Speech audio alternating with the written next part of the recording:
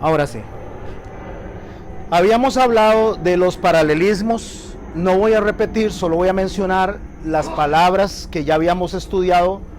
El paralelismo sinónimo, el paralelismo antitético, el paralelismo sintético, y hoy muy rápidamente vamos a ver el paralelismo eclético y el climático. Y cuando digo muy rápidamente es porque no me voy a concentrar mucho en estas dos figuras literarias. Ok, el paralelismo eclético.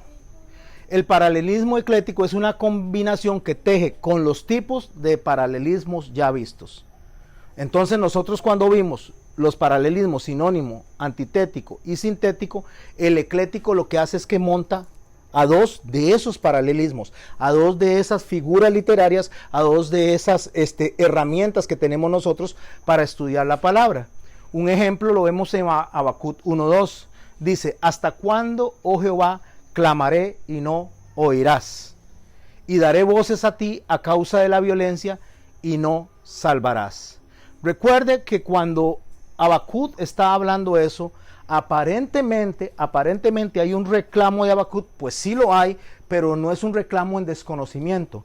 Lo que nosotros estamos viendo ahí es unas preguntas de carácter retórico. ¿Qué significa? Que Habacuc conoce la respuesta. Habacuc sabe que Dios es el que tiene el control de toda la situación. Si ustedes han leído el libro de Habacuc, lo que Habacuc le está preguntando a Dios es ¿por qué hay tanta maldad? ¿Por qué está sucediendo todo lo que está sucediendo? Entonces, este paralelismo se va a generar y se va a amarrar básicamente como cuando nosotros estamos leyendo lo de, al final del libro, lo de la higuera. ¿Cuál es lo de la higuera? Dice que aunque la higuera no florezca, ¿qué va a hacer él?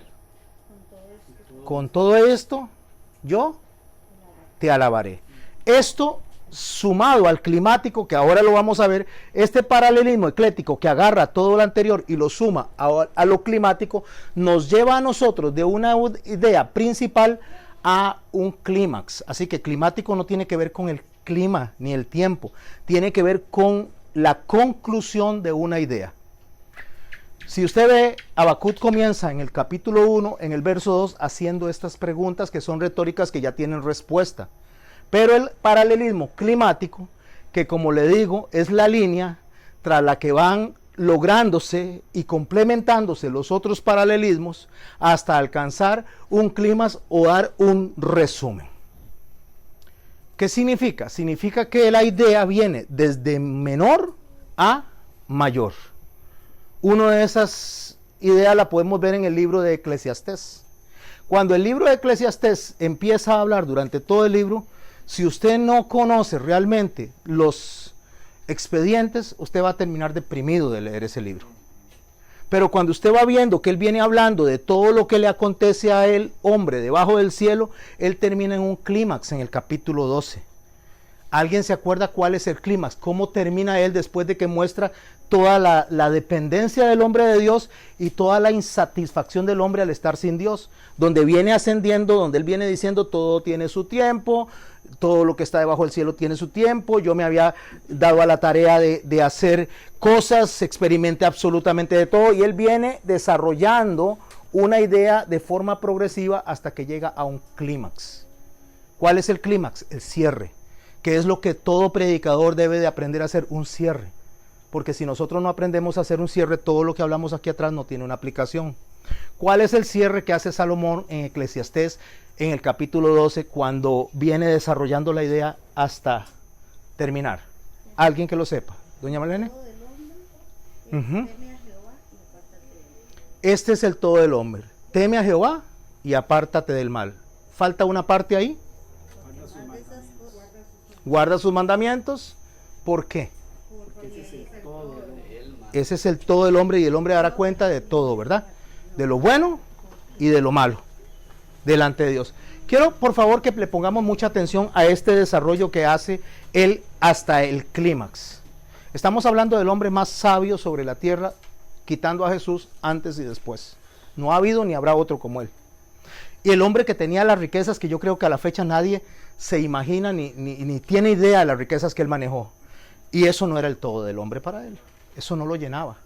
Entonces él viene hablando durante 11 capítulos y cierra diciendo que el todo del hombre es temer a Jehová, guardar sus mandamientos y que un día se va a encontrar delante de Dios dando cuenta de lo bueno y de lo malo. Eso es lo que se conoce como un paralelismo climático. Inicia desde el capítulo 1 hasta terminar en el capítulo 12.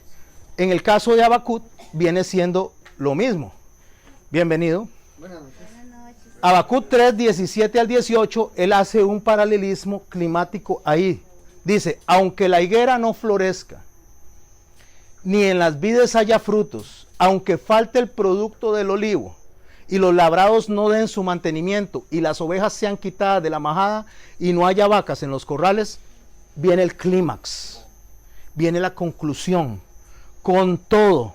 ¿Cuál todo? Aunque todo eso pase, aunque todo eso me acontezca, con todos esos problemas, con toda esa persecución, con todo ese dolor, yo me alegraré en Jehová.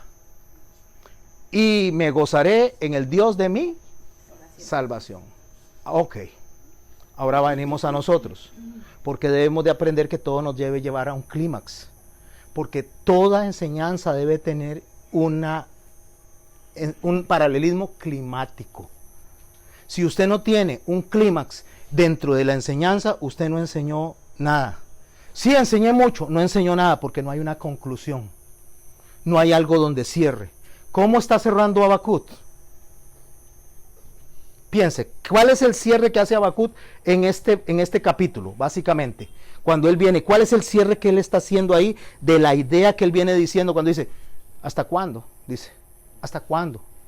No, vamos a recibir la maldad. ¿Hasta cuándo los asirios van a venir a atacarnos? ¿Hasta cuándo, oh Jehová? Y esa pregunta tiene una respuesta porque él mismo la está dando al final.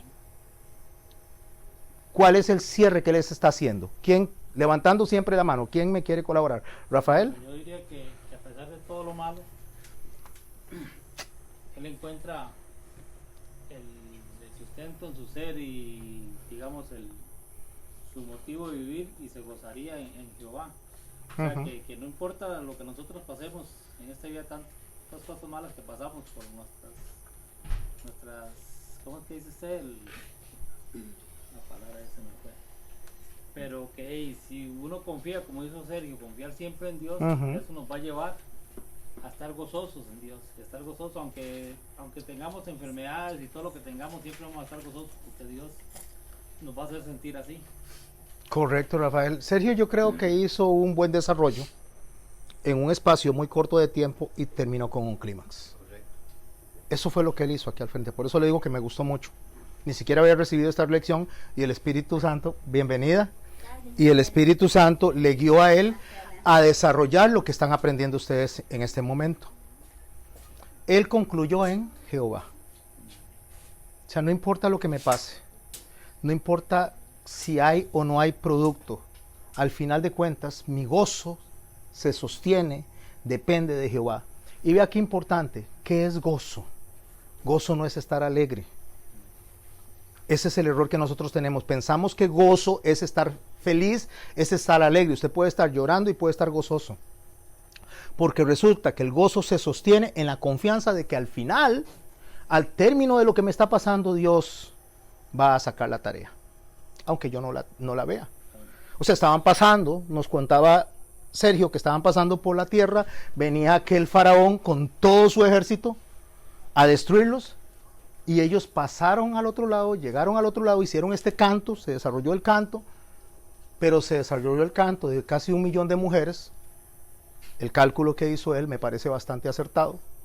Y dentro del canto que se está dando, que él dice que él no se puede imaginar ese montón de gente cantando, se está dando por una razón, porque tenía la victoria. Muy a pesar de lo que estaba pasando, todas las circunstancias decían que iban a salir mal. Pero en Dios está establecida la confianza de que vamos a terminar bien y eso es gozo. El gozo es cuando yo me traslado hasta allá a pesar de mis lágrimas, a pesar de mi llorar, porque yo sé que lo que está pasando en mí y en mi vida es circunstancial. Pero lo que pasa en el reino de los cielos con los tesoros que Dios me da a mí es eterno. Lo mismo que estamos hablando con Habacuc, también lo estábamos hablando con Job en su oportunidad, y así usted va viendo que hay un clímax. Entonces, mi hermano, si usted no termina en eso, usted dio un mensaje, un medio mensaje. ¿Cuál debe ser nuestro clímax en toda enseñanza? Cristo. Pastor, ¿Sí, señor? Pedro lo dijo en otras palabras. Ajá. ¿A quién iremos, Señor?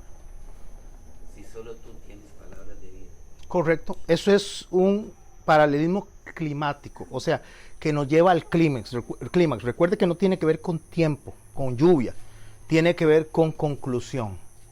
Lo mismo Salomón, cuando estamos hablando de Eclesiastés, ¿cómo termina él? Él termina dándole la honra, la gloria, la adoración y la obediencia ¿a quién? A Dios. Ok, con esto terminamos la clase pasada y vamos a iniciar en la sección 5. Esta sección, por favor, préstenle mucha atención hasta donde nos alcance y después vamos a continuar, se llaman figuras o tipos.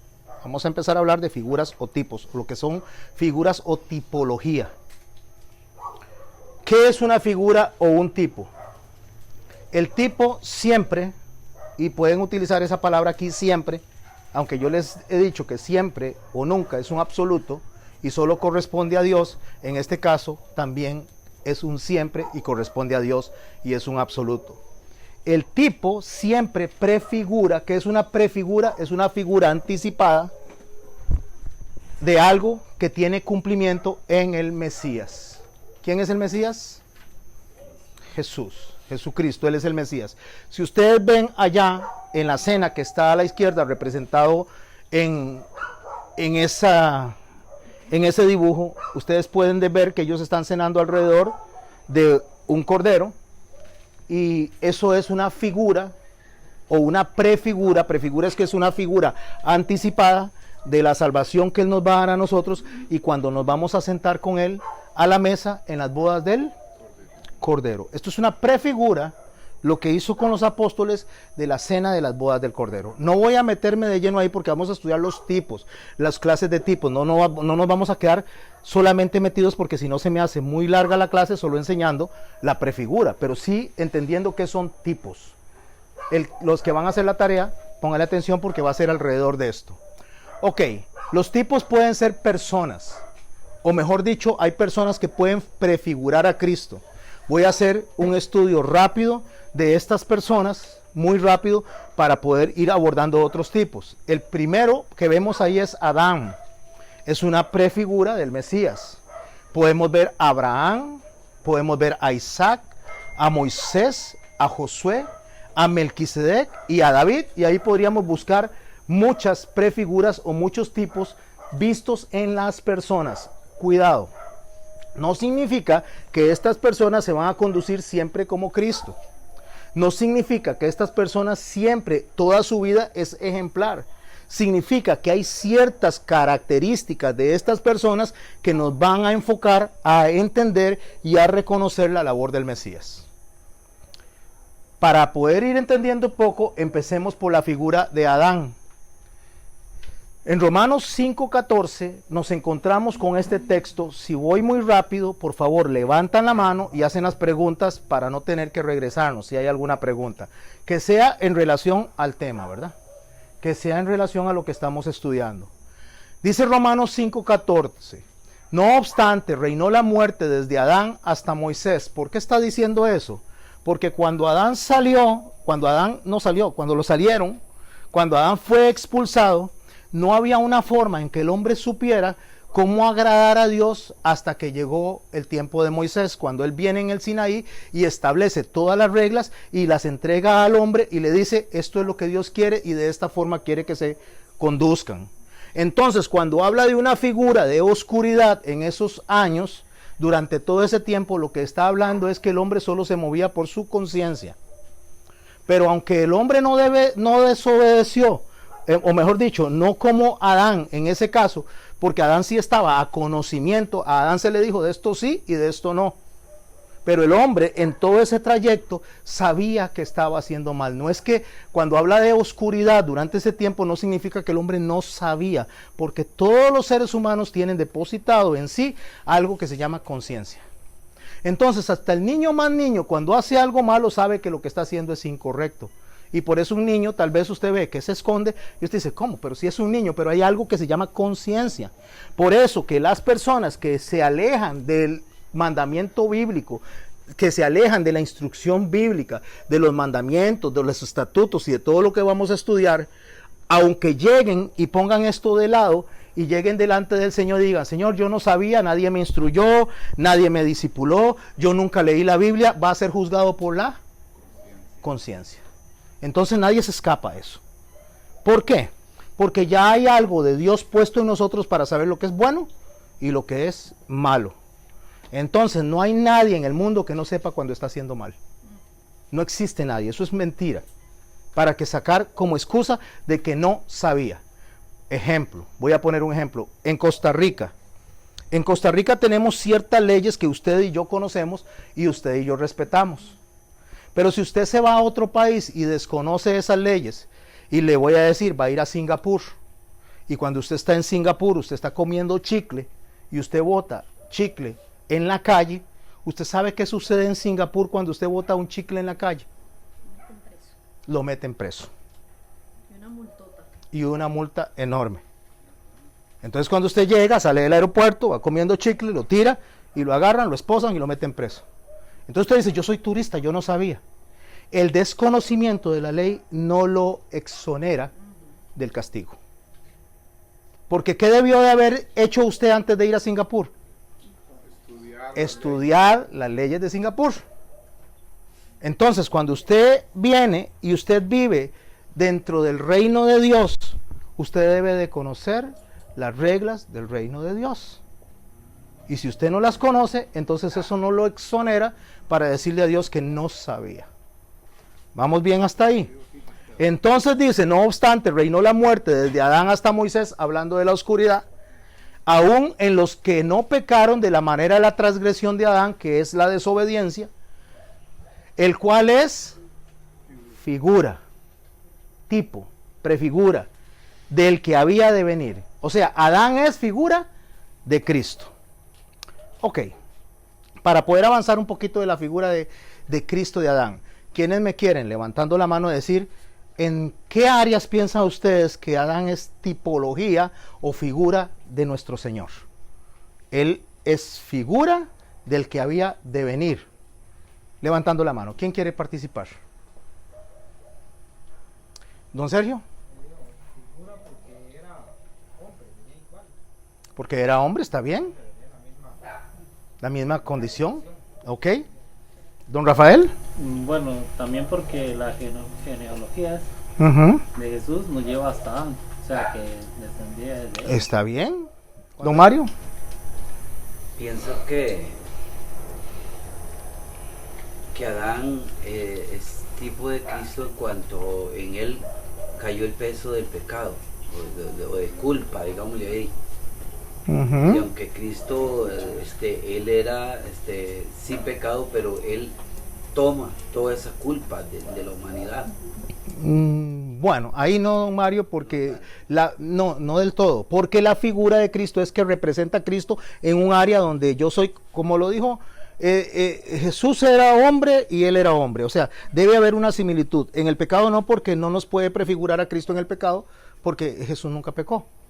¿Ve? Entonces, por eso es que quiero que participen, porque la prefigura es que haya algo que me hace ver a Jesús en él, ¿verdad?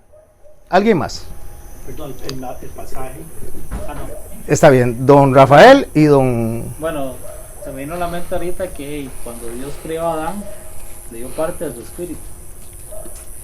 En eso Sí, pero... El pasaje, si leyéramos todo el pasaje, lógicamente que ahorita por un asunto de tiempo y todo eso, pero el mismo pasaje nos dice en qué se relaciona la figura de Adán con Cristo. En que en un solo hombre, dice, entró el pecado al mundo, pero por un hombre la salvación a todos los hombres o a muchos. Entonces, en ese sentido es que es figura de Cristo. Ahí hay una parte que está muy bien, muy acertado. Bueno, es el pastor, pero no vamos a desacreditar lo de los demás. ¿Está bien? ¿Alguien más antes de pasar a dar unas explicaciones de la prefigura de Cristo, don René? Que tenía la voluntad, igual que Jesús tenía la voluntad. También, está bien. Voy a darle unos detallitos para poder avanzar en las otras figuras y poder ver más en el texto. Adán era la obra maestra de Dios, la sublime creación, una creación llevada a cabo magistralmente, formado conforme a la imagen y semejanza de Él, para ser compañero de Dios. O sea, Adán era perfecto cuando fue creado. Y Jesús cuando es puesto es perfecto. Que Adán después de eso haya pecado es otra cosa, pero cuando fue hecho, cuando fue puesto con el fin de que una generación, que una humanidad siguiera los pasos que se le habían dado a él, bajo las instrucciones que se le habían dado a él. O sea, Jesús es el primogénito de una nueva creación. Adán era el primero de una creación. Veamos otra parte. Adán fue establecido como rey de la creación, creado directamente por Dios. Dios era su padre, como Jesús. Establecido como rey de ¿qué? De una nueva creación. Y no estemos hablando de creaciones de los árboles y de todo, estamos hablando de toda una creación. Va a bajar un nuevo cielo y una nueva tierra. ¿Y quién es el rey de eso? Nuestro Señor Jesucristo. Ya Dios le dio el poder de dominar como se lo dio a Adán. A Adán se le dio el poder de dominar. Dicen, señoréense, hagan, fructifíquense. Adán tenía ese poder. Que él lo haya desperdiciado es una cosa, pero como dijo el pastor, él lo hizo por desobediencia. Y por ese pecado se destruyó todo el plan que Dios tenía. Pero Dios le dio a Adán la posibilidad de gobernar la tierra. Y a todos los animales y a toda la creación. Las aves del cielo dice, y sobre todo animal terrestre, lo pueden ver en Génesis 1, 28 al 30. Prácticamente toda la tipología que hallamos entre Adán y Cristo y en su semejanza termina en el capítulo 3. ¿Por qué? Porque ya Adán como hombre caído es una antítesis más bien de lo que Jesucristo sería. Entonces Adán durante el proceso creacional y durante el capítulo 2 y capítulo 3 es prefigura de Cristo hasta ahí. Después de ahí, no. Porque ya entonces Adán es un hombre en pecado. Ya no puede llevarnos a Cristo en su condición. Ya no puede enseñarnos de Cristo. Pero sí nos puede enseñar del carácter de Dios en Adán. Entendiendo entonces que era lo que Dios quería para la humanidad en relación a Adán, que era lo que pretendía, leemos todos los 2 capítulos y usted en los 2 capítulos encuentra un montón de funciones, un montón de cosas que Dios le dio a Adán por mandamiento, que Jesús las tiene también, ¿verdad? El uno con el otro. Ahora, ¿quiénes más tenemos nosotros? Tenemos a Abraham, tenemos a Isaac, tenemos a Moisés, de los que estamos estudiando ahora, a Josué, a Melquisedec, a David. ¿Qué podríamos rescatar de cada uno de esos? Rápidamente, una sola tipología de cada uno de ellos. Y me voy a devolver con las flechas para quedarme con Abraham. Uno solo para poder avanzar en toda la clase de la noche. ¿Quién me puede dar una tipología de Abraham en relación a lo que Jesús iba a hacer visto en Abraham? Perdón. Ajá. Cuando Dios le dijo a Abraham que sacrificara a su único hijo Isaac. Correcto. Esa es una de muchas, ¿verdad? Que podemos encontrar. Una de muchas, porque no es solo una, sino hay muchas figuras dentro de las acciones que hace Abraham. También después cuando manda a escoger a su esposa, a la esposa de su hijo y un montón de cosas más. Pero no nos concentremos a eso. Cuando sale y le dice, mira, ahí están las estrellas, todo lo que va a descender de él, lo mismo, Jesús es el primero de toda una descendencia. Entonces está muy bien. Levantando la mano, por favor, ¿quién me puede dar una prefigura de Cristo en Isaac?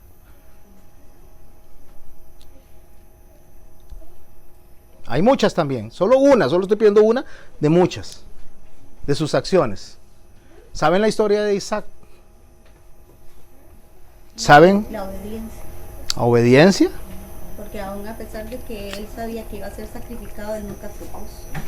Correcto, la obediencia. Doña Malene nos está llevando al momento en que él iba a ser sacrificado. La mayoría de las personas piensan que este era un niño de unos 5 o 6 años. Déjeme decirle que superaba los 20 años, oscilaba entre los 20 y los 30 años.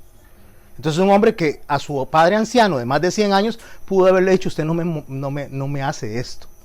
Cuando usted estudia con los rabinos, no la prefigura de Cristo, porque ellos no creen en Cristo, pero cuando usted estudia con los rabinos, realmente lo que aconteció ahí, ellos dicen que Isaac se puso voluntariamente a ser amarrado para ser sacrificado. ¿Igual que quién? Que Cristo. Entonces una prefigura de Cristo.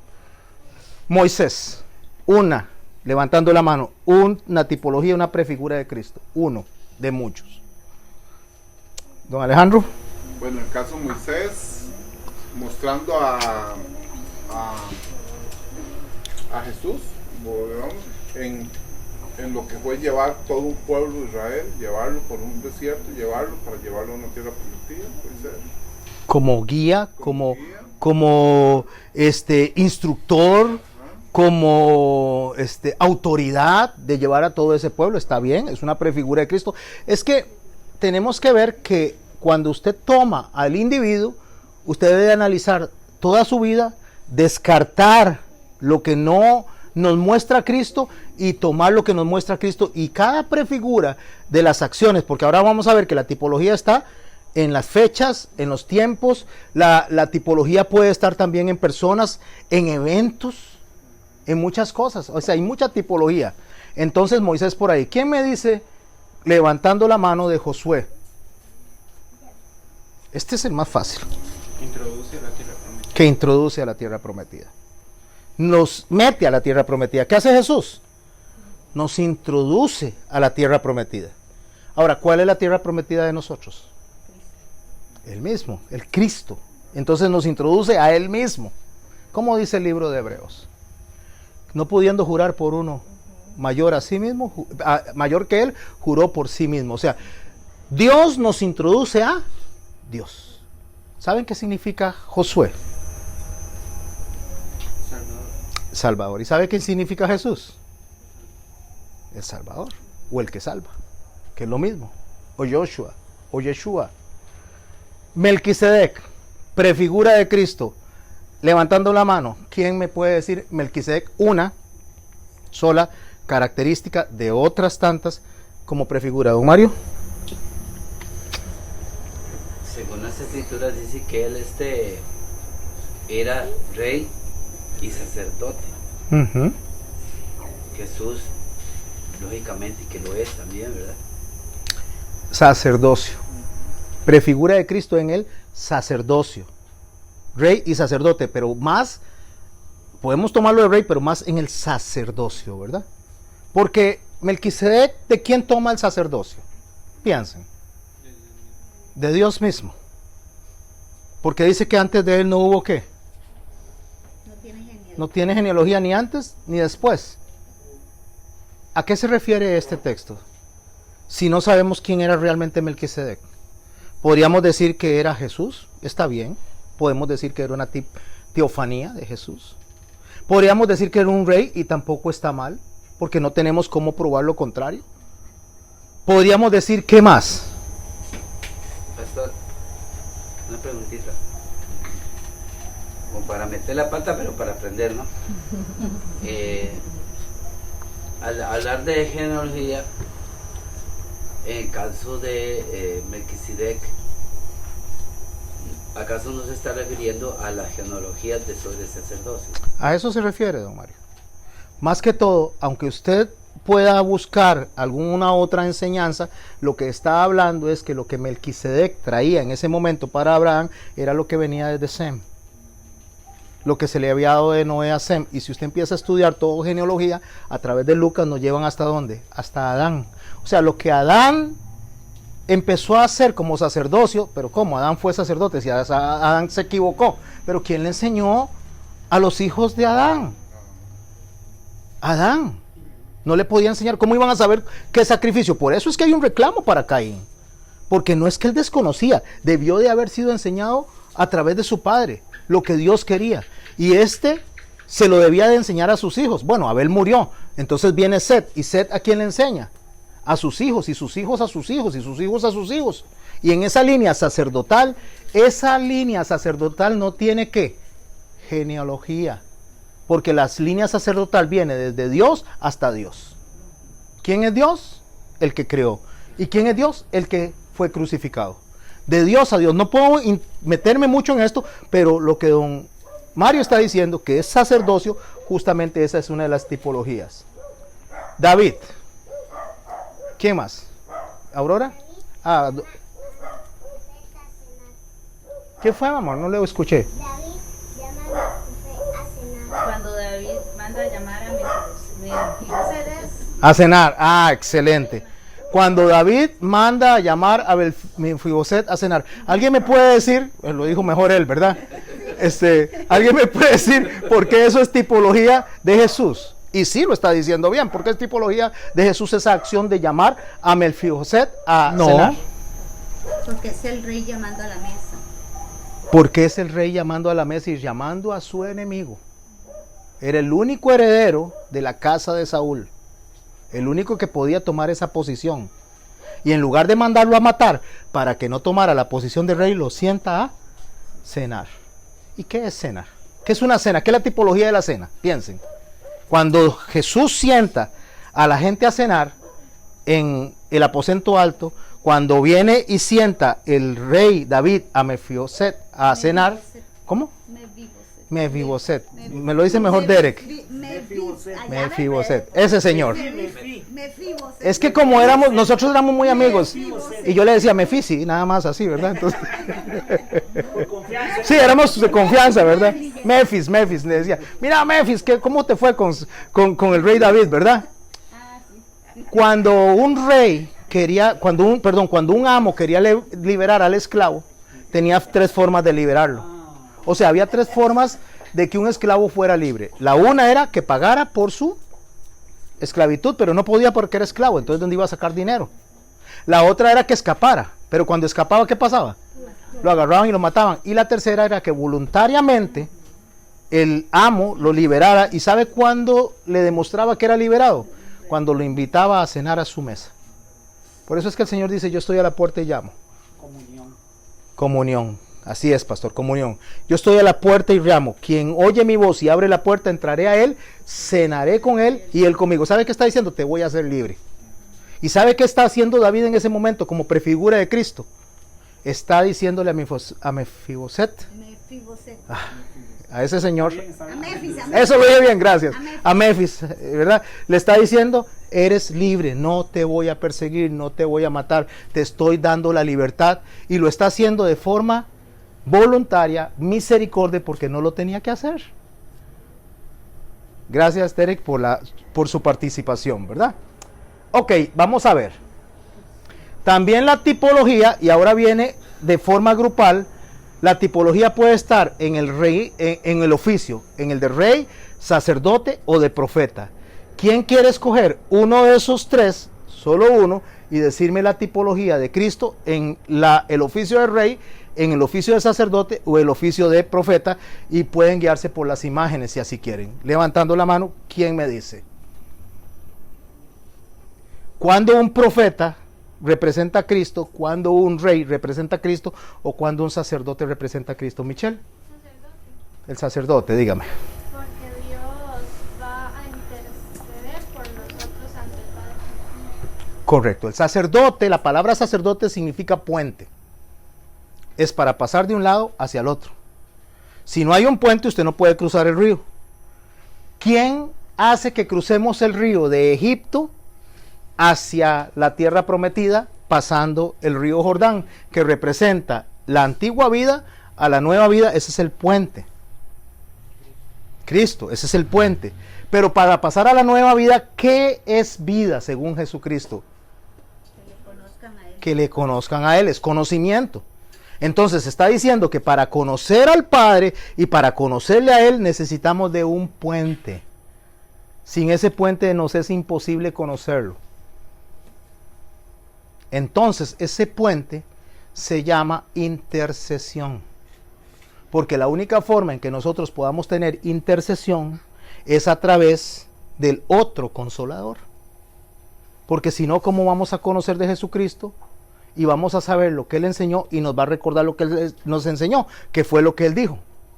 Si no es a través de Jesús y del Espíritu Santo. Eso fue lo que Él nos dijo. Es necesario que yo me vaya. ¿Para que venga quién? Que nos llevará a toda verdad. ¿Qué es llevar a toda verdad? Es guiarnos, es Él el puente. Pero para que el Espíritu Santo esté con nosotros tenía que pasar algo. ¿Alguien sabe qué pasó? Que es vital, porque si no, nuestra fe sería vana. Que Jesús resucitara. Por eso es que si Jesús no hubiera resucitado, dice Pablo, nuestra fe sería vana, o sea, vacía. Porque al Él resucitar, Él asciende a los cielos y Él mismo viene como Espíritu Santo. Como Él mismo, es el mismo. Si no entendemos la Trinidad, ¿qué pasa con nosotros si no entendemos la Trinidad? Piense esto, si no reconocemos la Trinidad, ¿qué pasa con nosotros? Nada, si no la entendemos. No necesitamos entenderla, pero sí necesitamos recibirla por fe. Porque si pudiéramos entender la Trinidad, nos volveríamos ¿qué? Locos.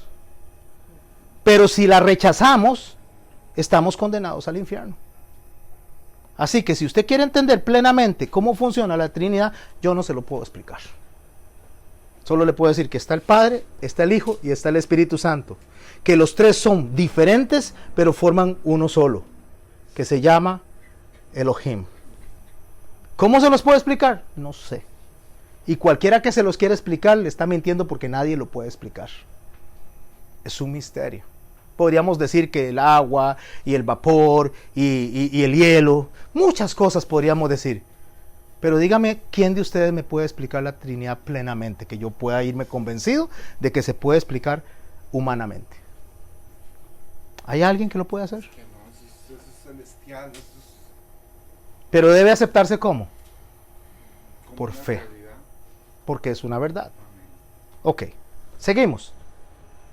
En este otro ejercicio, los sucesos. Los sucesos son tipología ¿de quién? De Cristo. Ofrecimiento de Isaac es un suceso. El primer Pesach o la primera Pascua es un suceso. El cruce del Mar Rojo es un suceso. La entrada a Canaán es un suceso y todos son prefigura de Cristo. ¿Alguien puede tomar uno de esos y explicármelo? O por lo menos explicárselo a la clase. Uno solo. ¿Aurora? Cuando Isaac iba a ser sacrificado, digamos, Isaac nos representa a nosotros somos los que deberíamos estar pagando por nuestros pecados. Pero al igual que Abraham, Dios le proveyó un cordero para hacer ese sacrificio. De la misma forma Jesucristo se sacrificó por nosotros. Excelente. Le voy a decir una cosa. Hay personas que piensan que Isaac representa a Cristo como a ser sacrificado. Y déjeme decirle que eso es un error. Isaac nos representa, como dijo Aurora, a nosotros. Ahora, en ese evento que está pasando, sucede algo donde aparece quien representa a Cristo. El Cordero. ¿Por qué? Porque Isaac no fue sacrificado, sino que fue sacrificado el Cordero. Por lo cual indica que nosotros deberíamos de ser sacrificados, deberíamos de morir, porque estamos nosotros en un mundo pecaminoso y pecamos constantemente, pero el Señor viene y ve a quién, a Jesús, y entonces Jesús es sacrificado en lugar de nosotros. Voy a tomar eso, otra prefigura de Cristo de lo que pasó en Isaac, pero vámonos a los tiempos en que el Señor fue arrestado. Un escenario muy parecido, pero también es una tipología y es una prefigura, no de Cristo porque Él estaba en ese momento, sino de la obra de Cristo. Recuerden, están ellos, están pidiendo que sea sacrificado y sucede algo muy parecido. Barrabás. ¿A quién representa Barrabás? A Isaac. A nosotros, a Isaac, correcto. No está correcto, a nosotros, a Isaac. O sea, lo que Isaac hizo o lo que Isaac vivió, ese es Barrabás. Y el cordero que fue provisto es Cristo. Fue libre y él crucificado. Isaac fue libre y el cordero fue sacrificado. ¿Lo podemos ver bien claro? Excelente. Ok. Objetos, cosas, como prefigura de Cristo, el arca de Noé, el cordero del sacrificio, el maná, la serpiente de bronce, la escalera de Jacob, el tabernáculo y sus muebles. ¿Quién desea tomar una de esas prefiguras y hablarnos un poquito? ¿Quién desea hacer eso? A ver. Podríamos hablar de la serpiente. Ajá, dígame la serpiente. Dice la escritura que cuando la gente era mordida por las serpientes, ellos miraban la serpiente que Moisés había levantado, ¿verdad? Ajá. Y a través de ella eran sanados. Uh-huh. De igual manera nosotros cuando venimos a Cristo, el sacrificio de Cristo nos hace libre de todo pecado. Uh-huh. Está bien, pero vamos a meterlo en un contexto histórico. ¿Se acuerda que hay contextos históricos? Lo que estaba pasando ahí se iba a repetir en la cruz. Hebreos nos habla a nosotros un poquito más de esta prefigura. Cuando la serpiente de bronce, el bronce representa el sufrimiento, es puesta, dice que habían otras serpientes que mordían a los que andaban caminando ahí, entonces se enfermaban.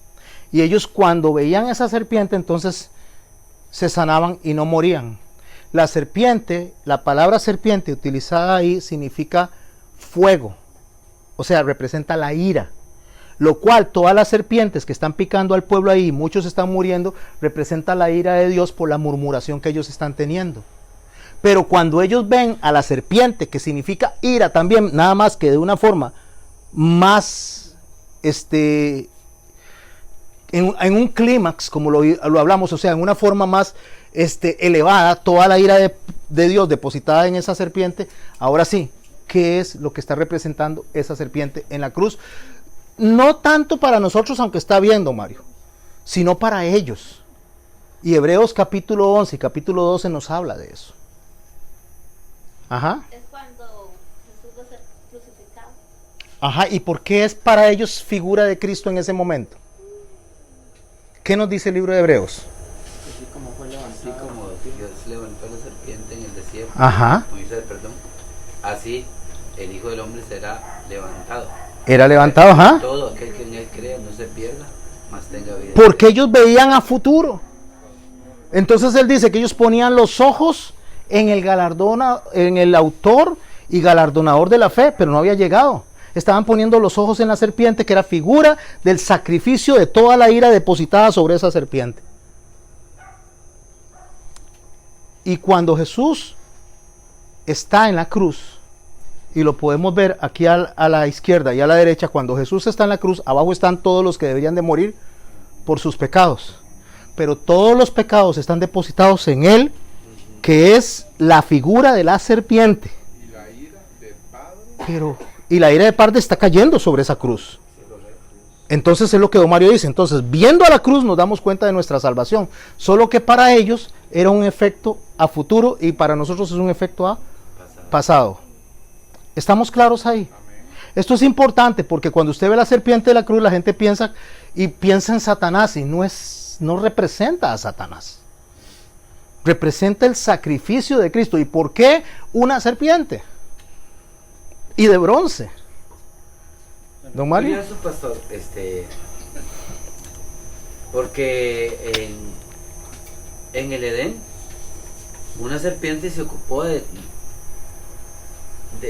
traer la maldición. Ajá. Y en el caso de Jesús,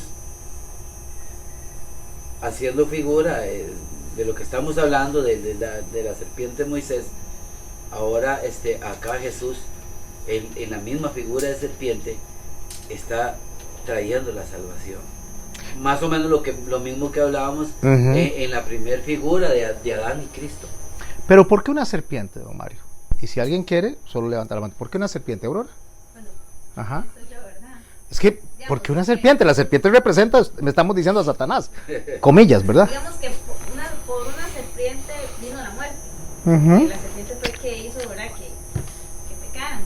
Entonces así por medio de una serpiente también viene vida. No. A ver, don Rafa. Digo ahorita que la serpiente, Y después, Joel. la serpiente representaba la ira de Dios. Ajá. Entonces, la ira, y como era de bronce, que el bronce era sufrimiento. Ujú. Entonces, ahí lo que representa, bueno, en el caso de Cristo, que Él está recibiendo toda la ira de Dios y todo el sufrimiento que deberíamos haber recibido nosotros, lo recibe Él directamente. Ahí estamos bien. Todo eso está bien, pero Joel y después usted. Pero ¿por qué una serpiente? Esa es la pregunta. Joel. Te iba a decir lo mismo. Don Alejandro. No sé, perdónenme si voy a meter un batazo, pero siento que recordemos que la serpiente allá está representando, bueno, la ira. Recordemos que Jesús, ahí en la cruz, Jesús ahí es maldito.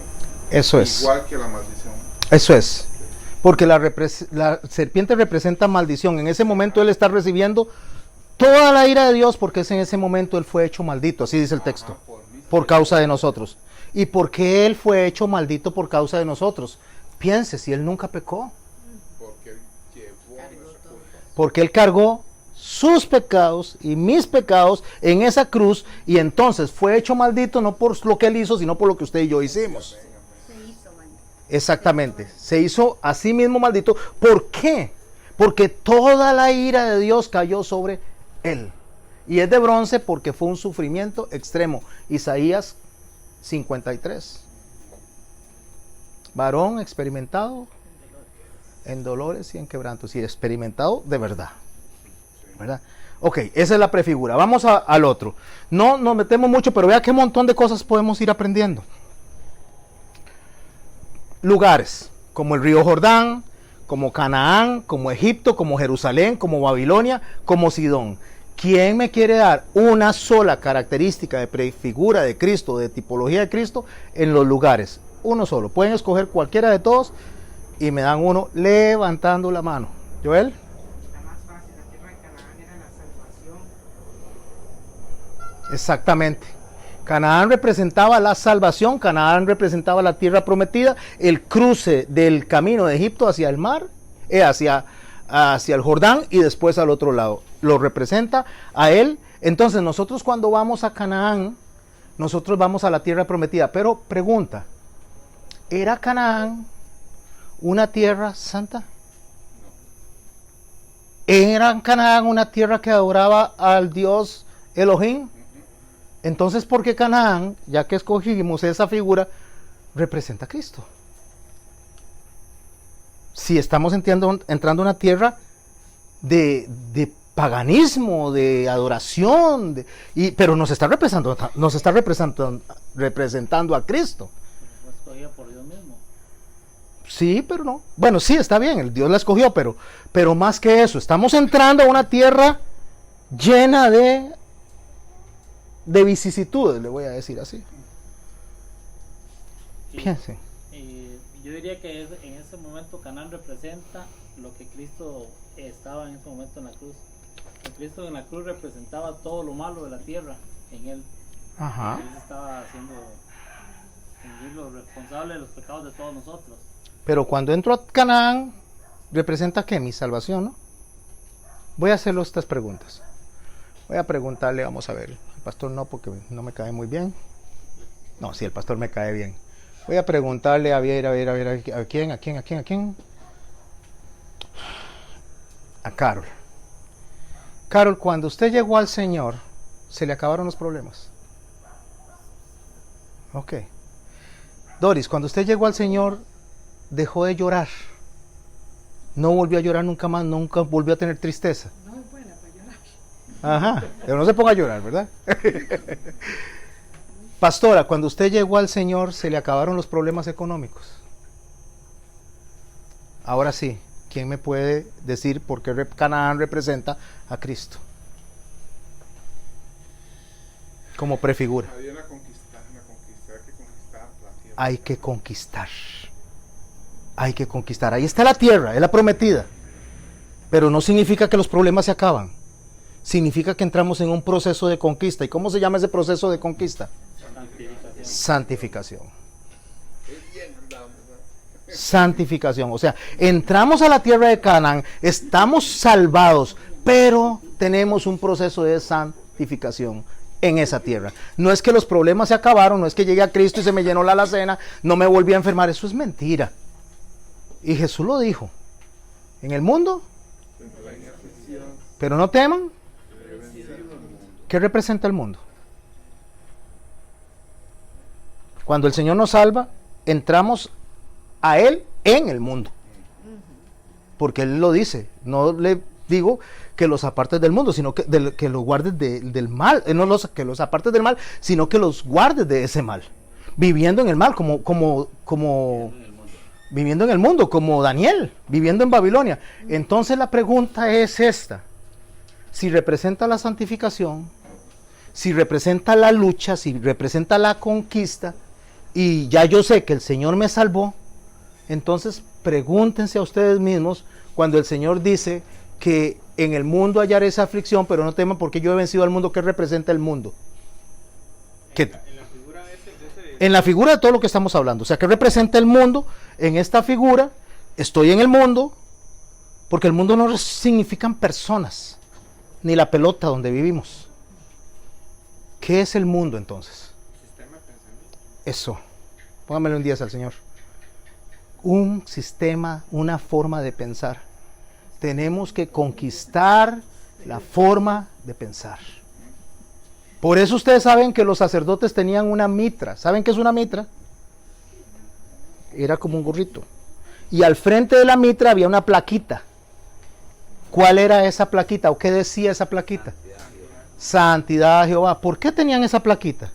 Los sacerdotes que entraban constantemente al tabernáculo tenían que tener eso puesto aquí en la frente.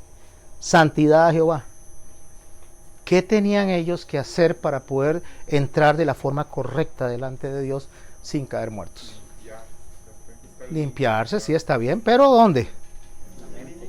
En la mente. ¿Cómo pienso? Poner la mente de Dios, tener la mente de Cristo. Eso es lo que significa. Ya nosotros no tenemos la mente del mundo, tenemos la mente de Cristo. Mis hermanos, por eso es que ustedes y yo vemos tantas iglesias y tantas personas acudiendo al sistema del mundo para atraer gente. Y nosotros debemos de tener la mente ¿de quién? De Cristo. ¿Cómo se atrae entonces a estas personas? ¿Cómo jalo a esas personas para el Señor? Arrepintiéndome, convirtiéndome, ¿cómo más? Reflejando la luz de Cristo. Reflejando la luz de Cristo, ¿cómo más? Tenemos tantas formas, ustedes son la sal, ustedes son la luz, ¿qué más? Solo piense en todo lo que el Señor nos dijo a nosotros que teníamos que hacer. Pero ¿cómo hago yo para recordar eso en mi mente si yo estoy atrapado en un sistema del mundo, un sistema mundial que me tiene amarrado? ¿Cómo hago para salir de eso? ¿Cómo hago para que yo pueda realmente superar y conquistar cada una de las ciudades de Canaán? Porque cada ciudad también representa algo.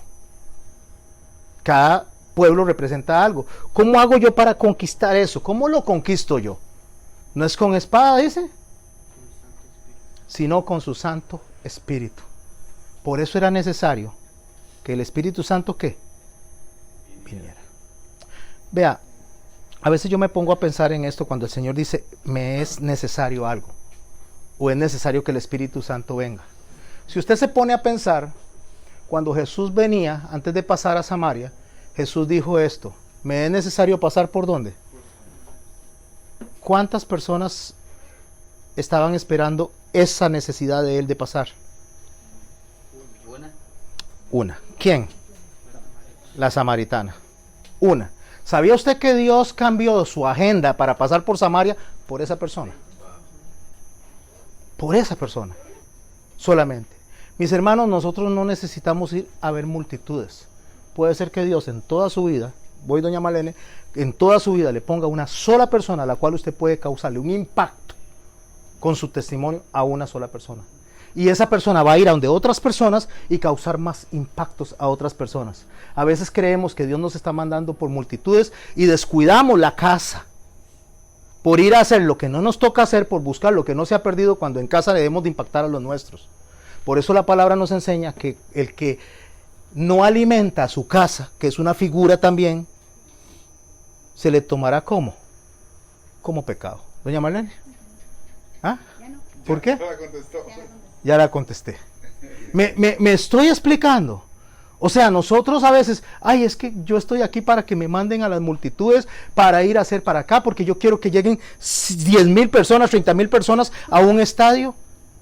Y Dios le dice a usted primero, don Mario, ¿y sus hijos qué están viendo en usted? Rafa, ¿qué está viendo Jimena en usted? Aurea, ¿qué está viendo su hijo Roy, su hijo Steven en usted? ¿Qué está viendo Andresito en usted? Me estoy explicando. Me es necesario pasar por Samaria. Una sola persona estaba en el camino para él venir y decirle justamente a ella, darle la oportunidad de reconocer quién era él. Usted sabía que cuando Pedro le dijo a él, tú eres el Cristo, ¿quién le dijo a Pedro que él era el Cristo? Dios. No te hubiera sido si no es. ¿Y quién le dijo a la samaritana quién era el Cristo?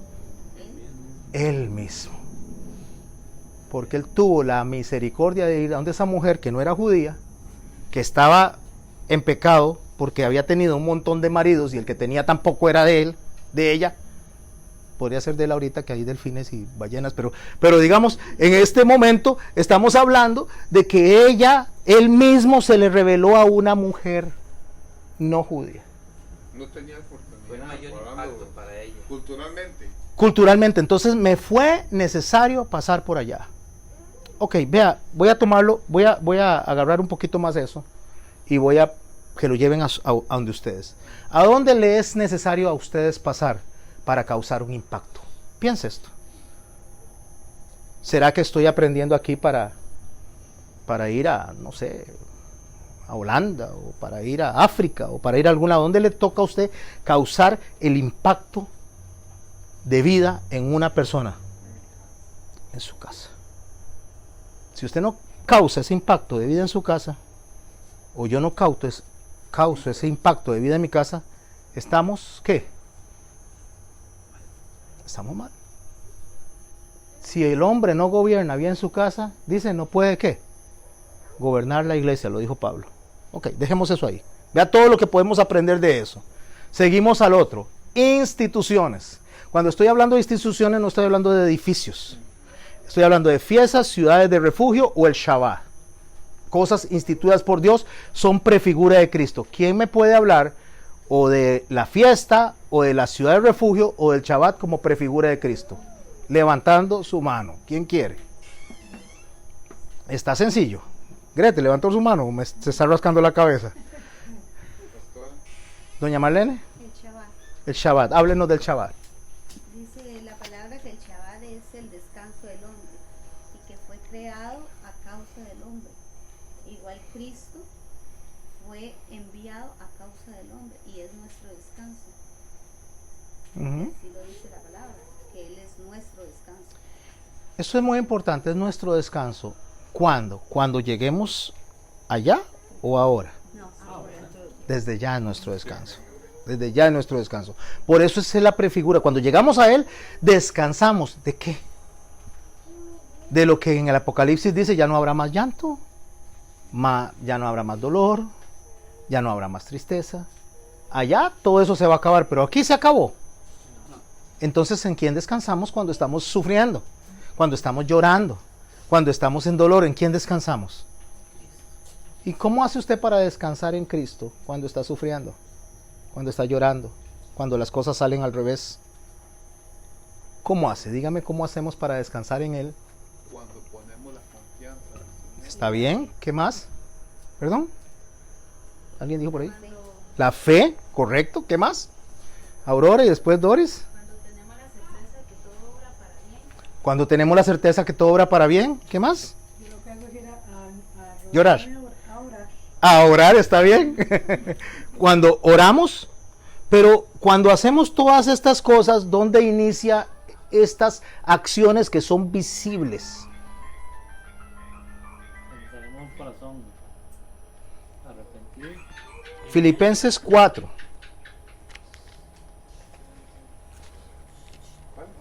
¿Dónde está el problema? ¿Se acuerdan lo que se le puso? Lo que se le puso a ellos en la Exactamente, doña Marlene, ahí estamos. Filipenses 4, verso 8.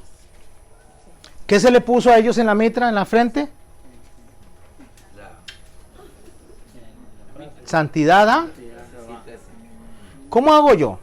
Entonces, digamos que doña Marlene y yo vengo y le saco la piedra a doña Marlene, ¿ok? No, ya me la sacaron todas. Ya le saqué todas. Me dio todas, pero ya me la sacaron. Ah, ya se la sacaron, pero yo le saco la piedra no de la cirugía esa. Ella está hablando de la vesícula, no estoy hablando de eso. O sea, que yo vengo y le caliento la cabeza a doña Marlene, ¿verdad? Y entonces doña Marlene le sube toda la furia, ¿verdad? Ahí, y todo eso, y yo tengo ganas de agarrar a este y ahorcarlo y hacerlo en 12 pedazos como la concubina y mandarlo para todo lado, ¿verdad? El Señor viene a ella a través del Espíritu Santo que le recuerda lo que él hizo, ¿verdad? Y que no solo le recuerda lo que él hizo, sino que saca las palabras que ella ha aprendido, y el Espíritu Santo le dice en ese momento, le dice, por lo demás, doña Marlene, bueno, ahí no dice doña Marlene, dice hermanos, pero estamos hablando que Pablo le está escribiendo a doña Marlene. Por lo demás, doña Marlene, ¿quiere que le diga Pablo a doña Marlene? No. ¿O quiere que le diga hermanita? Como quiera. Por lo demás, hermanita, todo lo que es verdadero. ¿Quién es lo que es verdadero? Cristo. Todo lo que es honesto. ¿Quién es honesto? Todo lo que es justo. ¿Quién es justo? Todo lo puro. ¿Quién es puro? Todo lo amable, todo lo de buen nombre, si hay virtud alguna, si algo digno de alabanza en esto, pensad. Entonces, ¿a qué nos está mandando a pensar? En Cristo, que lo que Él sufrió no es comparado a lo que nosotros... ¿Qué está diciendo esta señora? Me está confundiendo. Que todo lo que Él pasó, nosotros no lo vamos a pasar porque no hemos padecido hasta la sangre. ¿Y cómo hago para recordar eso que aprendí? ¿Quién me lo recuerda? El Espíritu Santo. Por eso dice, lo que aprendisteis y recibisteis, oísteis y visteis en mí, esto haced, y el Dios de paz estará con vosotros. El Dios de paz, que va a traer ¿cuál paz? La paz de Dios, que sobrepasa todo entendimiento, que guardará nuestros corazones en Cristo. Ahí está la receta. ¿Alguna duda? No hay, ¿verdad? Cuando usted tiene eso como fundamento, como herramienta, y lo tiene y lo hace suyo, mi hermano, usted es una persona gozosa en medio del sufrimiento. Usted y yo podemos estar enfermos, ustedes podemos estar en escasez, usted y yo podemos estar en lo que sea, y en lo que estemos pasando, el Señor nos va a traer a nosotros gozo. Escuche, no le va a quitar las lágrimas, va a traer gozo. Eso, por esa razón, es una prefigura, como lo dijo doña Marlene. Entonces, ese descanso, ese Shabbat que estamos experimentando en él, es un gozo que tenemos en medio de este desierto en el cual estamos caminando. A eso se refiere. Y por eso es prefigura de él. Ahora veamos acontecimientos. La zarza ardiente es prefigura de la novia. ¿Quién me quiere ayudar con ese acontecimiento y decirme por qué ustedes creen que esa es una prefigura de la obra de Cristo o de Cristo mismo? Levantando la mano. Porque la zarza representa a la iglesia o a la novia en este caso, y Dios mismo habitando en ella. Correcto. ¿Y quién es Dios? Jesús. Piensen en el momento de la zarza. Solo váyanse al momento de la zarza. Viene Moisés y ve allá las ovejas y las ovejas estaban abajo, ¿verdad? Él no vio las ovejas arriba, sino que está con las ovejas y tal vez les está quitando las pulgas, no sé, le está poniendo baigón o algo así, ¿verdad? Y entonces cuando él ve para arriba, ve la zarza, dice, ¿qué será esto que se está quemando? Veo eso, es algo tan extraño, ¿verdad?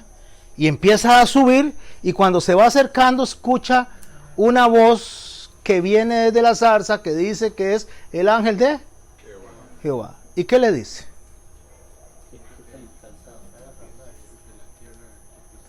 Quítese el calzado de los pies. ¿Ustedes saben qué significa eso?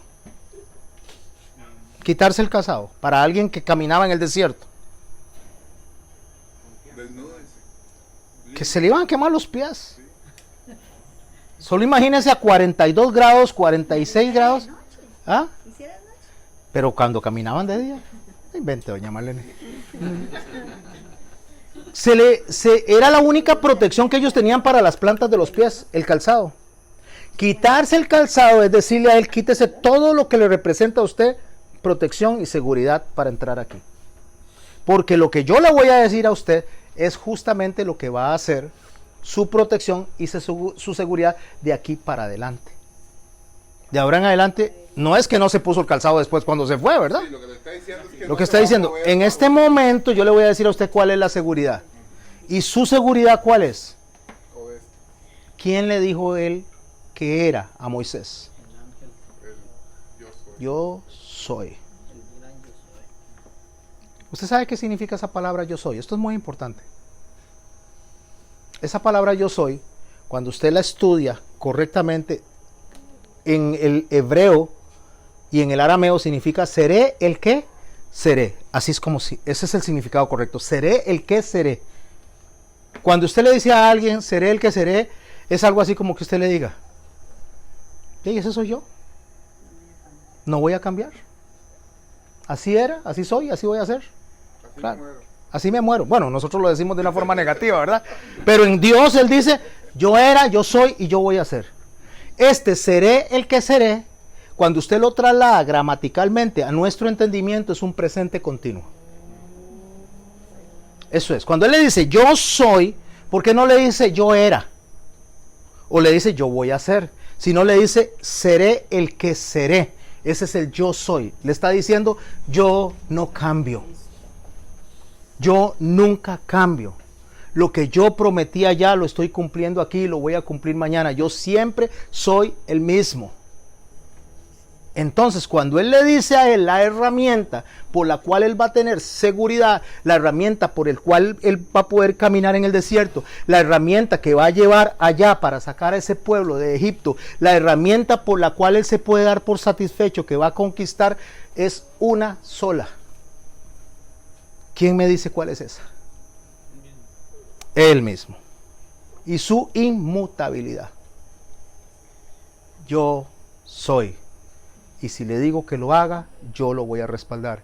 Y si le digo que lo voy a respaldar, crea que así va a ser. Eso es todo. No hay que hacerse muchas bolas. Cuando el Señor viene a nuestras vidas, si Jesús dijo, en el mundo hallaréis aflicciones, no teman porque yo he vencido al mundo, tenga la seguridad de que si Él lo dijo, eso es lo que va a suceder. Pero sufro, pero lloro. Pero tenga la seguridad que Él dice que en medio de este sufrimiento hay paz, hay reposo. Y eso significa el Shabbat. Pero ¿por qué de la zarza a la novia? Que es lo que estamos hablando ahorita. Pasa de la zarza a la novia. Porque la zarza tiene una representación de que la iglesia no va a perecer. Por mucho fuego que tenga, por mucha aflicción que tenga, la iglesia va a permanecer. Y los que permanezcan, dice, y lleguen hasta el final, ¿serán qué? Salvos. Ahora sí, seguimos con el otro. Reglas de interpretación del tipo, o sea, lo que estamos estudiando.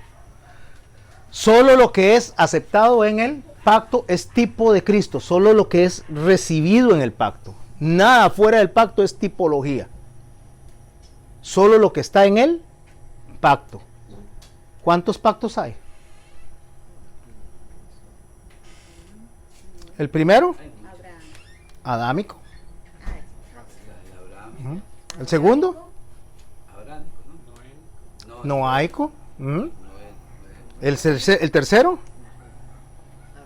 abránico. El cuarto, mosaico. El quinto,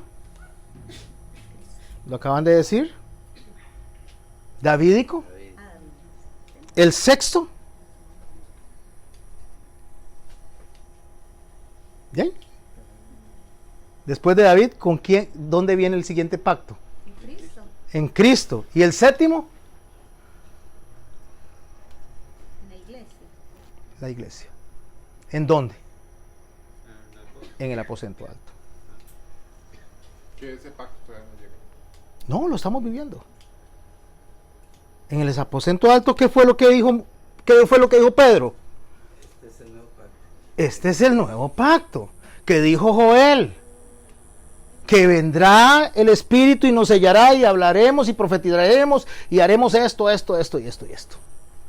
Y este es el pacto que nos sostiene a nosotros aquí, en este momento. Usted me está hablando de copas allá, que no es pacto, es celebración. Ok, quedémonos ahí, ¿verdad? Sí, ahí me fui. El antitipo es un término teológico quizás no muy conocido por muchos, pero que se aplica al cumplimiento del sacrificio ¿qué?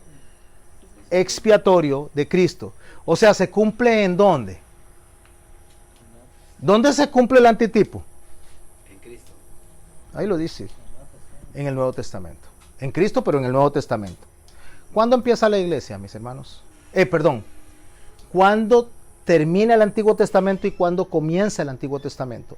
No vean lo que escribieron aquí los hombres, o como lo ordenaron los hombres.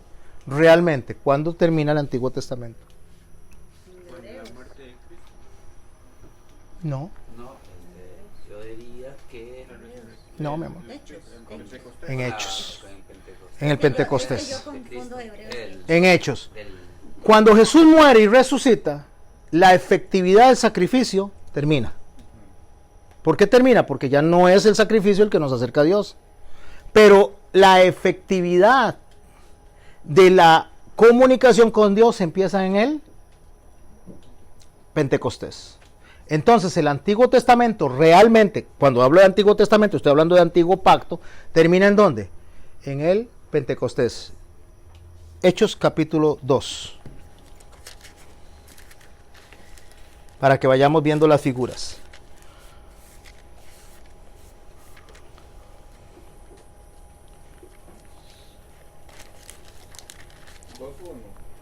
Dos, no, le voy a decir cuál.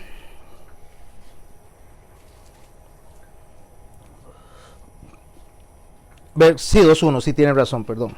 Dice así: cuando llegó el día del Pentecostés, estaban todos unánimes juntos, y de repente vino del cielo un estruendo como de un viento recio que soplaba, el cual llenó toda la casa donde estaban sentados.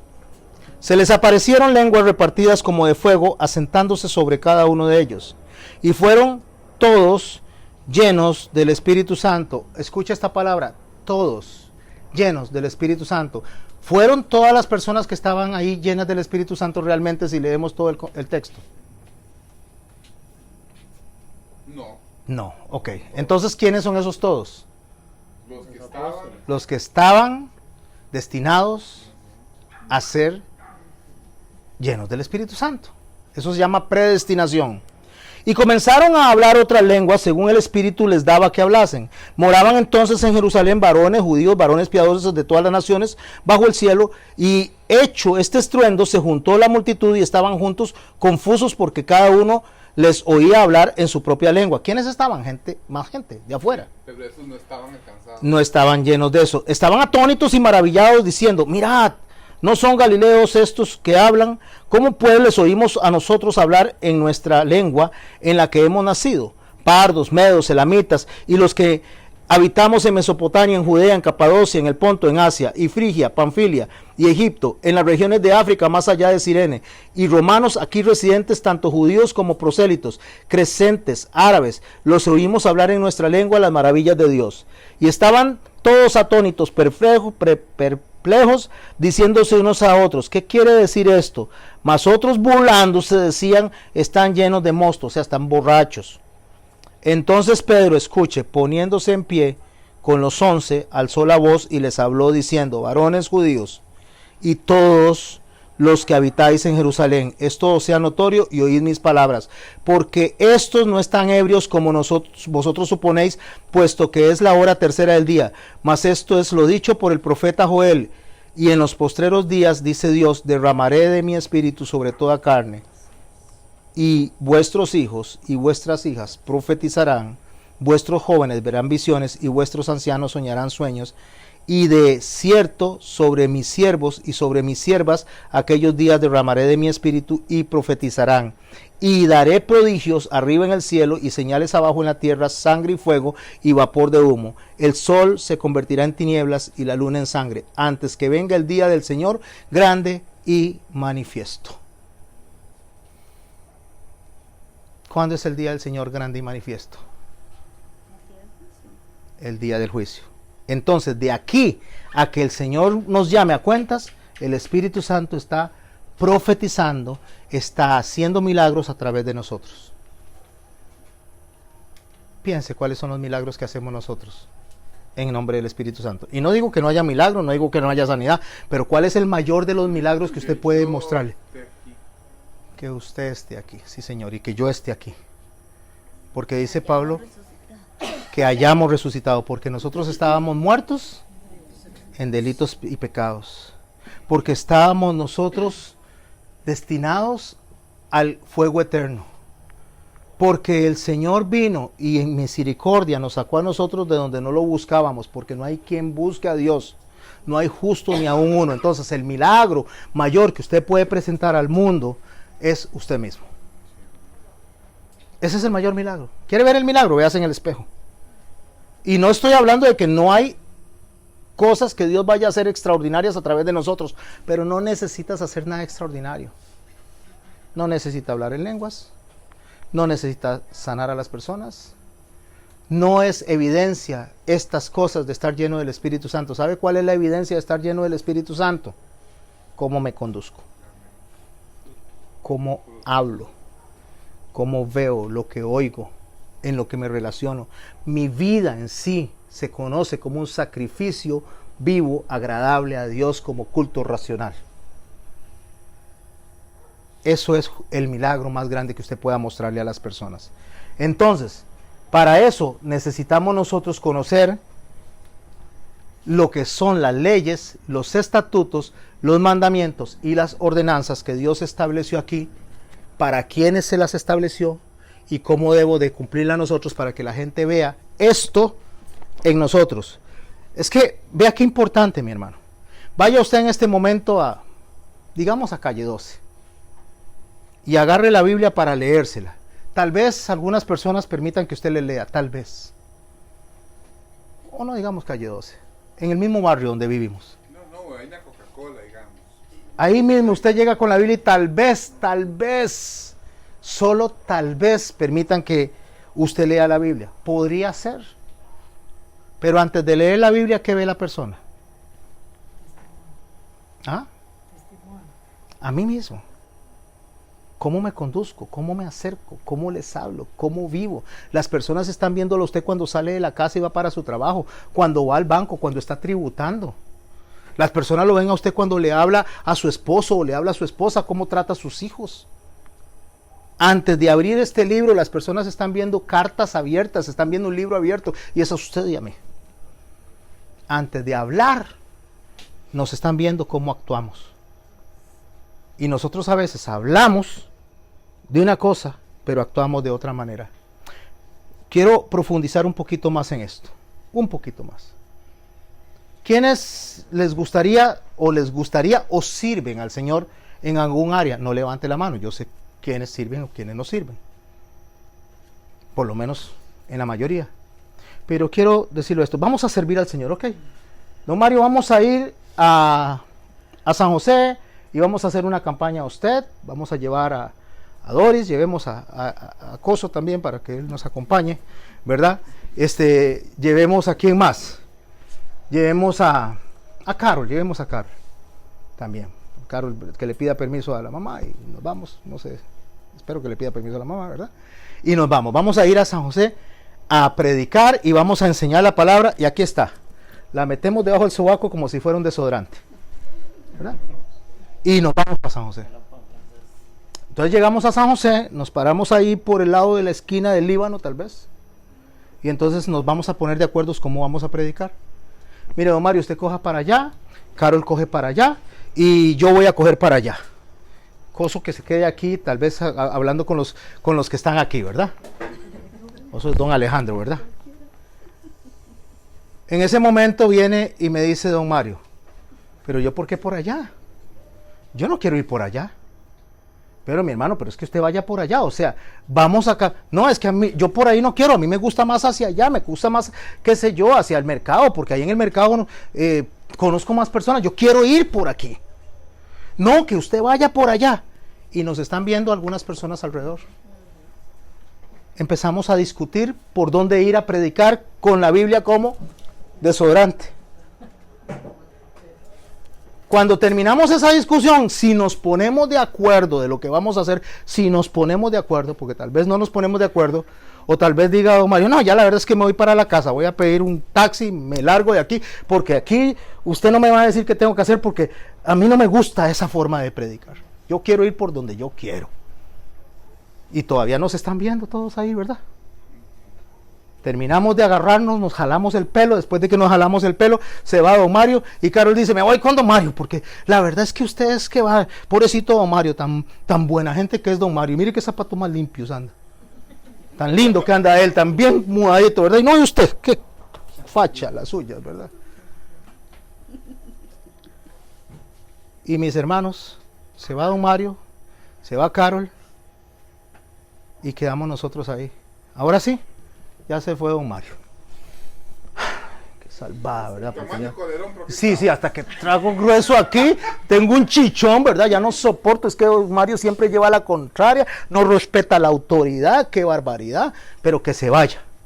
Entonces nos acercamos a donde una de esas personas que estaban viéndonos desde hacía rato. Y le decimos, mi hermano, vea, quiero hablarle del amor de Dios. Que el Señor te ama y nos une, ya sea, somos una familia, una bendición.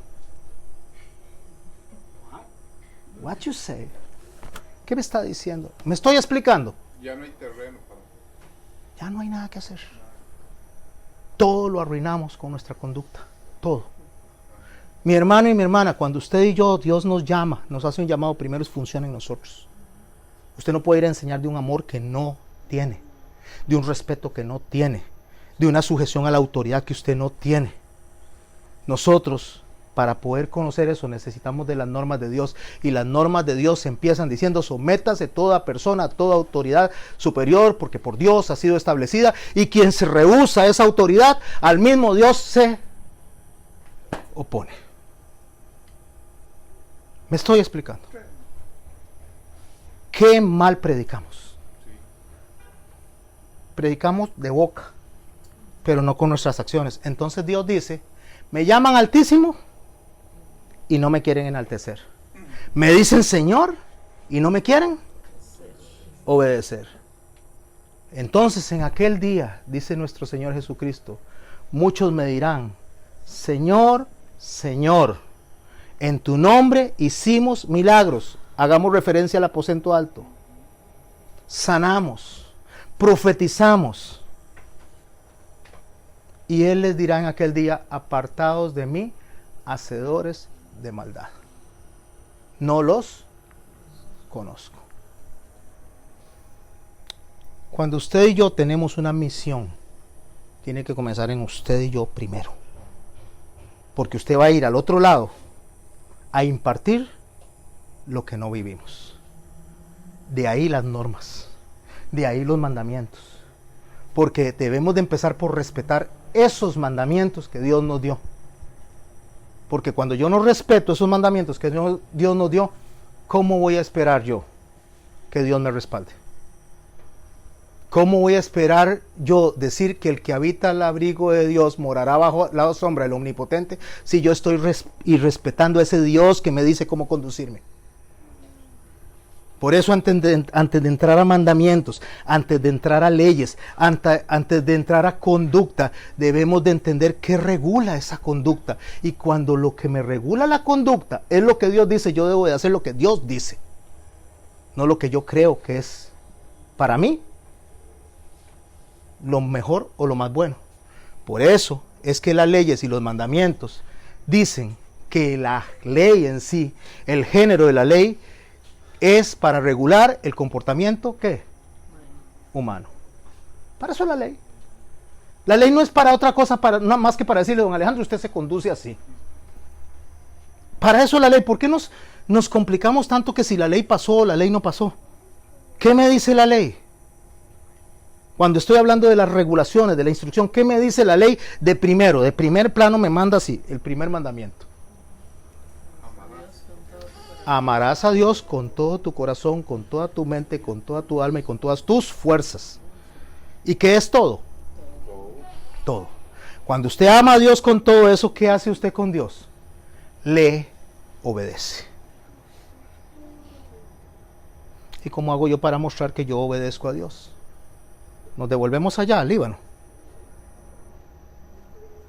Y me meto la Biblia otra vez de desodorante. Entonces llega don Mario.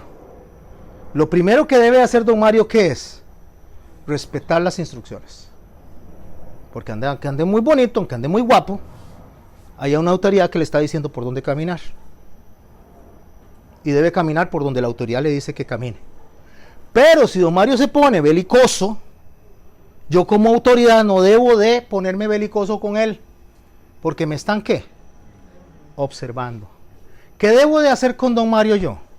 Debo de persuadirlo, porque él dice que él es hijo de Dios. ¿Y con qué lo persuado yo? Me saco la Biblia y le doy un solo bibliazo por la frente. Reciba palabra. Reciba palabra. Romanos 2, don Mario. Romanos 2. Abra Romanos 2, lo estoy persuadiendo, don Mario. Ok. Lo voy a persuadir, don Mario. Usted va a ir conmigo a predicar.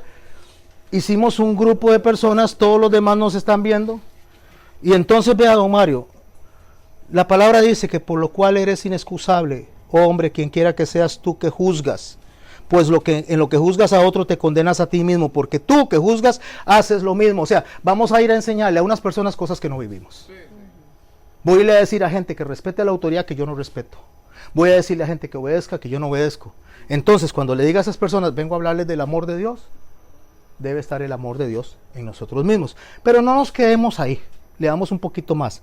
Mas sabemos que el juicio de Dios contra los que practican tales cosas es según la verdad. Y le hace una pregunta, don Mario, lo estoy persuadiendo.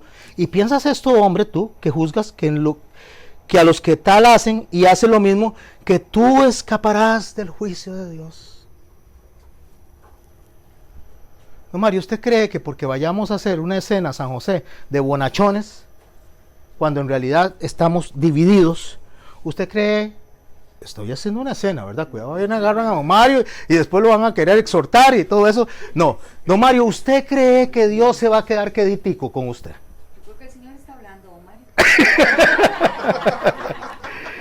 Ya que estoy aquí. ¿Usted cree, don Mario, que Dios no va a actuar en su vida? De ahí, yo no sé, muéstreme. Bueno, sigamos leyendo, don Mario, ¿qué le parece? Ok, sigamos leyendo. O menosprecia las riquezas de su benignidad, paciencia, longanimidad, ignorando que su benignidad te guía al arrepentimiento. O sea, que si no le ha hecho nada hasta ahora, no es que no se lo vaya a hacer. Que si no lo ha puesto en un estate quieto, ¿usted cree que Dios no lo va a hacer? Pero por tu dureza, por tu corazón no arrepentido, atesoras para ti mismo ira en el día de la ira y de la revelación del justo juicio de Dios. ¿Y qué hace don Mario? ¿Y qué haría don Mario usted de semejante palabra, usted que es hijo de Dios? Hay que ir, don Mario, por allá. Hay que poner abajo. Hay que ir por allá, don Mario. Don Mario, a usted le toca ir de norte a sur. ¿Qué va a hacer don Mario ahora? Voy de norte a sur. Porque si no, Con las orejitas así. porque Dios nos da unos mandamientos con un solo fin: regular el comportamiento humano y la vida del hombre. Para eso son los mandamientos. Pero claro, entonces yo voto los mandamientos y me invento mis mandamientos, mis normas y mis estatutos donde calce lo que yo quiero. Y Dios dice que Él no acepta cohecho. Él no se vende. Porque Él es ser el que seré. Soy el que soy. Seré el que seré.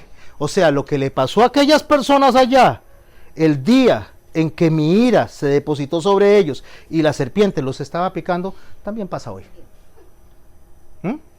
Mordiendo, sí. Es que eran serpientes con pico. Es que no eran zancudos. Eran serpientes con pico. O sea, lo que pasó ese día va a pasar ahorita. O usted y yo pensamos que porque llegamos a Cristo podemos desafiar a Cristo y sus mandamientos. No, mis hermanos, estamos equivocados, muy equivocados, muy equivocados. Pregunta. Segundo mandamiento, sobre el cual se basa todo eso, porque vamos ya la otra semana a continuar, nos quedan 10 minutos, 5 o 6 minutos más y oramos. Segundo mandamiento, amarás a tu prójimo como a ti mismo. ¿Qué significa? Sencillo, no haga lo que no le gusta que le hagan. Muy fácil. Podríamos ampliar un poco más teológicamente, pero más sencillo, si a usted le gusta que lo respeten, respete. Si a usted le gusta que lo obedezcan, obedezca. Voy a irme a donde está Gretel. ¿Por dónde que se me hizo Gretel? Ya se fue. Está escondida, se escondió. Allá está. Gretel, mi hermana del alma, desde hace muchos años que se disipula. ¿A usted le gusta que su hija la obedezca? Entonces usted debe de hacer lo mismo. ¿A quién debe usted de sujetarse como esposa? A Rafael. Dígalo con gozo, sí. Dígalo como que si lo creyera. Como si lo creyera. Pero es que sí, vea. Pero es que, le está hablando, dijo la pastora. Pero es que sí, vea, pastor, es que si Rafa fuera diferente, me sería más fácil.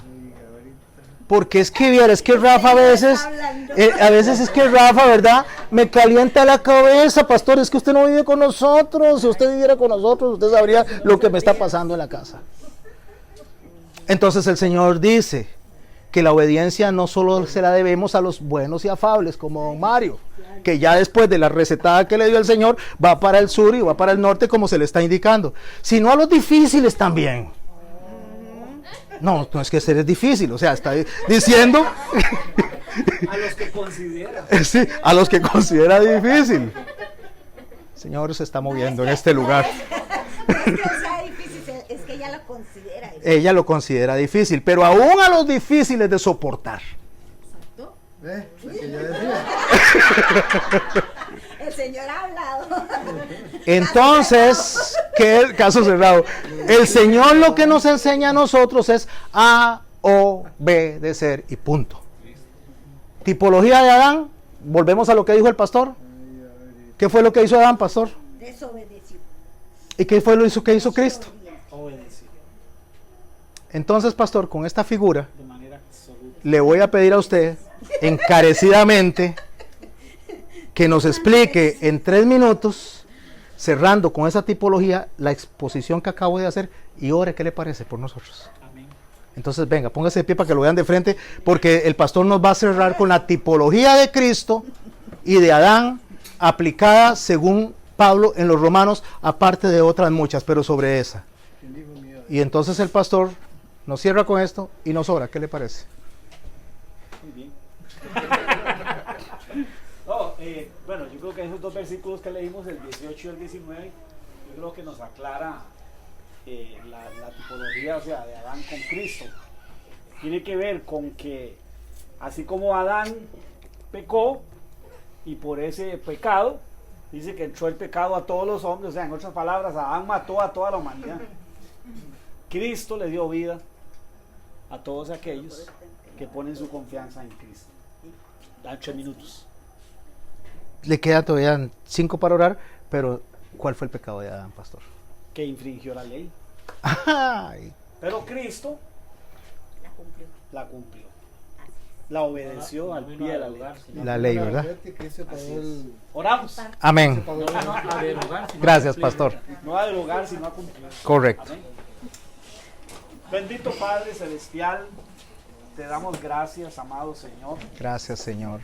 Porque tu palabra es veraz. Amén. Dios, nosotros como descendientes de Adán, Señor, tenemos todavía una naturaleza pecaminosa, Dios, Así es. con la que batallamos, con la que luchamos. Te pedimos, Señor, que nos ayudes, oh Dios Todopoderoso, a poder identificar esa naturaleza, para que sea la naturaleza, Señor, que tú has puesto en nosotros, la naturaleza divina, la naturaleza que es conforme, Señor, a tu naturaleza, Amén. la que tenga, Dios, el poder, la autoridad en nosotros, Señor.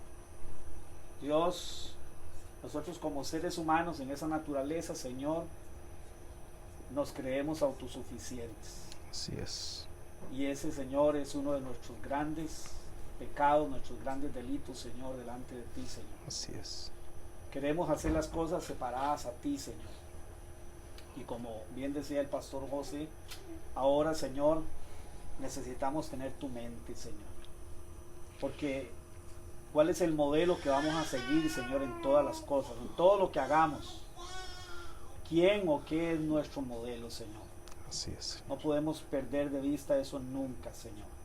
Y sin embargo, a cada momento lo perdemos. Porque a veces, Señor, nosotros estamos siguiendo modelos que no son el tuyo, Señor. No son lo que nos has modelado en tu palabra, Señor. Desde Génesis a Apocalipsis, Señor. Por eso te pedimos en el nombre de Jesús en esta noche, Señor, que nos ayudes, Señor. Amén. Que tú seas siempre nuestro modelo, Señor. Y que lo que tú has establecido sea nuestro modelo, Señor, sobre todas las cosas, Padre. Así es. Lo pedimos en el nombre de Cristo Jesús, Señor. Te agradecemos esta noche, Señor, por tu palabra. Gracias porque nos has hablado a todas las personas que estamos aquí, Señor. Tu palabra, Señor, no es para unos cuantos, Señor, es para todos tus hijos, es para tu pueblo, Señor. Es para cada persona, Señor, que se ve confrontada, Señor. Dios, en esta noche te damos gracias, Padre. Amén. En el nombre de Cristo Jesús, te pedimos, Señor, que nos guardes mientras volvemos a nuestros hogares, Señor. Pero que esta vida continúa, Señor. Y tú dijiste que nosotros éramos la luz del mundo, Señor. Amén. Y que éramos la sal de esta tierra, Señor. Dios, al salir de aquí, Señor, seguimos siendo sal y luz. Ayúdanos, Señor, a vivir de esa manera, Padre. En el nombre de Jesús lo pedimos. Te damos las gracias, Señor. Amén. Doña Doris, dentro de 15 días, su exposición en base a lo que escribió. Y el que sigue es don Carlos Ramírez. Le toca exponer sobre lo que hablamos hoy de la obediencia. ¿Ok? 20 minutos máximo. Y entonces ahí se lo queda.